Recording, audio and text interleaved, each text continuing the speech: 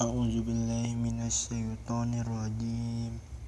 Bismillahirrahmanirrahim. Assalamualaikum warahmatullahi wabarakatuh. Alhamdulillahi rabbil alamin. Wabihi nasta'inu umurid dunya waddin. Wassalatu wassalamu ala asrofil anbiya'i wal mursalin wa ala alihi wa sahbihi wa man tabi'a wal huda. Asyhadu an la ilaha illallah wa asyhadu anna muhammadar rasulullah. Pertama-tama saya mengucapkan puji serta syukur kepada Allah Subhanahu wa Ta'ala yang telah melimpahkan rahmatnya sehingga saya bisa menyelesaikan tugas ini dalam rangka memenuhi tugas ujian tengah semester tafsir Al-Quran yang dibimbing oleh Dr. Aam Abdussalam dengan Dr. Cucu Surahman. Di sini saya akan menjelaskan tafsir yang berasal dari para mufassir. Di sini saya mengangkat surat Ar-Rahman ayat 31 hingga ayat 33. Sholawat serta salam kita panjatkan kepada baginda Rasulullah sallallahu alaihi wasallam, kepada para keluarganya, para sahabatnya, para tabi'innya, hingga kita selaku umat di akhir zaman ini. Pertama-tama, sebelum saya akan menjelaskan tafsir Al-Quran Ar-Rahman ayat 31, saya akan membacakan ayatnya terlebih dahulu. A'udzu billahi minasy syaithanir rajim. Bismillahirrahmanirrahim.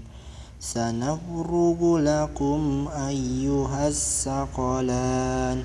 Fabi'ayyi ala'i rabbikuma tukadziban. Ya ma'saral jinni wal insi in istata'tum an tanfuzu min aqtaris samawati wal ardi fanfuzu la tanfuzuna illa bisultan. Shadaqallahul azim. Alhamdulillah, saya sudah membacakan ayat suci Al-Quran dari surat Ar-Rahman ayat 31. Mari dengarkan pendapat para mufassir tentang tafsirnya per ayat. Yang pertama saya akan menjelaskan ayat 31-nya. Menurut tafsir Ibnu Katsir, ayat 31 itu merupakan ancaman dari Allah untuk hamba dan tidak melekat kesibukan pada Allah dan Dia yang memberi perhatian penuh. Demikian juga yang dikatakan ad-Daqqaq, ini adalah ancaman. Qatadah berkata, telah dekat perhatian penuh dari Allah terhadap makhluknya, mereka tidak akan mampu melarikan diri dari keputusan Allah dan ketetapannya. Adapun menurut tafsir Al-Misbah, ayat ini menjelaskan tentang menegaskan kesibukan Tuhan, mengendalikan dan memenuhi kebutuhan semua makhluk di alam raya dalam kehidupan dunia ini. Maka ayat ini mengingatkan bahwa manusia dan jin di hari kiamat kemudian nanti tidak demikian itu halnya. Bahwa di hari kemudian nanti tidak demikian itu halnya. Nanti kami bersama malaikat-malaikat yang kami tugaskan akan berkonsentrasi terhadap kamu, yakni memperhatikan sepenuhnya dengan melakukan perhitungan terhadap setiap orang dari kamu. Menurut tafsir Al-Maraghi, tafsir ini merupakan ancaman dari Allah terhadap hamba-hambanya, sebagaimana orang berkata kepada orang yang diancamnya, demikian dan sesungguhnya urusan akhirat tak lain hanyalah salah satu urusan saja. Artinya bahwa Allah tak akan disibukkan oleh suatu urusan sehingga tidak sempat mengurusi urusan yang lain. Adapun tafsir At-Tabari, menurut tafsir At-Tabari, sesungguhnya ayat ini menjelaskan bahwa ini isinya itu adalah ancaman dan peringatan dari Allah kepada hambanya, seperti tafsir-tafsir yang lain, seperti perkataan seseorang yang mengancam orang lain dan tidak satupun yang dapat melainkan dia untuk menghukumnya, dan dapat bermakna kami akan memperhitungkanmu dan mengambil tindakan atas perbuatannya, wahai manusia dan jin. Lantas kami menghukum ahli maksiat dan memberi ganjaran orang yang taat. Barakallah. Di sini selanjutnya saya akan menjelaskan ayat selanjutnya, ayat 32. Di sini ayat 32 itu artinya maka nikmat Tuhan kamu yang mana kamu akan dustakan. Ulangi.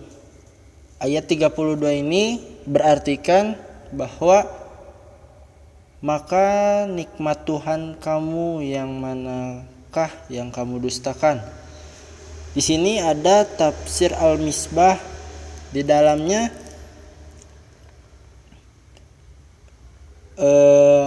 makna dari ayat 32 itu mengugah dan atau mengancam itu diulang kembali di sini.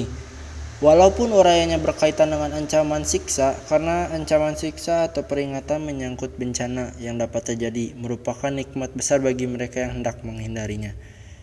Dan ayat ini juga menjelaskan bahwa mereka tidak dapat menghindari dan mempertanggungjawabkan serta akibat-akibatnya. Dan di tafsir At-Tabari, maka nikmat Tuhan kamu yang manakah wahai sekalian manusia dan jin yang dia anugerahkan kepadamu dari ganjaran yang dia berikan kepada orang yang taat dan hukuman darinya untuk ahli maksiat yang kamu dustakan. Terus ada tafsir Ibnu Katsir, isinya ancaman yang Allah berikan pada jin dan manusia di dalam ayat 31. Kemudian Allah berfirman, maka nikmat Rabbmu yang manakah kamu dustakan, menjadi sebuah pertanyaan yang menggetarkan hati, karena ditanyakan setelah kalimat ancaman menggambarkan bahwa jin dan manusia berada dalam kerugian. Selanjutnya ayat 33. Di sini ayat 33 itu berartikan, hai jamaah jin dan manusia, jika kamu sanggup menembus melintasi penjuru langit dan bumi, maka lintasilah, kamu tidak dapat menembusnya kecuali dengan kekuatan. Masya Allah. Di sini ada beberapa tafsir yang menjelaskan dari ayat Ar-Rahman ayat 33. Di sini yang pertama, tafsir Al-Misbah menjelaskan bahwa ayat 33 ini berisi menegaskan bahwa mereka tidak dapat menghindari dari amal perbuatan yang telah mereka lakukan dan akan menanggungjawabkan semuanya.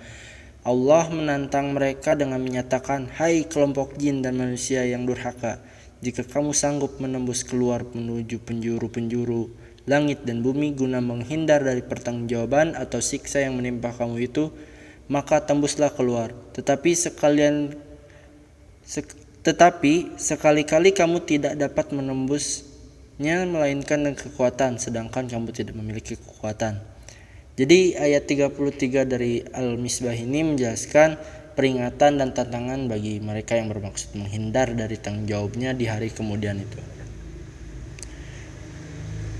Dan ayat ini tidak berbicara dalam konteks kehidupan duniawi, bahkan yang menyangkut kemampuan menghindar.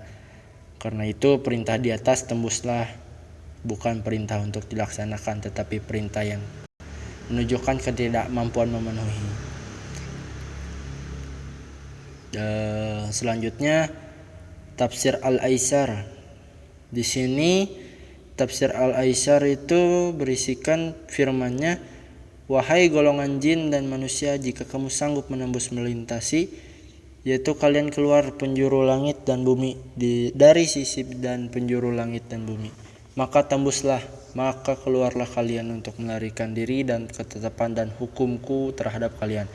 Kamu tidak akan mampu menembusnya kecuali dengan kekuatan dari Allah." Begitu dari tafsir Al-Aisar. Selanjutnya menurut tafsir Ibnu Katsir dijelaskan bahwa kalian manusia dan jin tidak akan sanggup melarikan diri dari keputusan dan takdir Allah. Bahkan Dia melihat kalian tidak akan dapat melepaskan diri dari hukumnya. Di mana saja kalian berada, Dia akan selalu mengikuti kalian. Dan di sini Ibnu Katsir menjelaskan bahwa kita tidak bisa mengelak dari hukum Allah dan takdir Allah.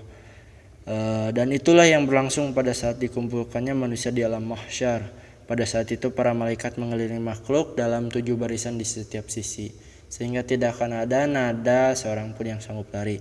Terus ada tafsir fi Jilalil Quran. Dalam kitab ini dijelaskan bahwa mereka jin dan manusia tidak akan bisa keluar dan menghindar dari ketentuan dan aturan Allah, karena sejatinya Allah Maha melihat dan mengetahui apapun gerak-gerik ciptaannya. Segala amal perbuatan makhluk di bumi termasuk manusia akan dipertanggungjawabkan di akhir kelak.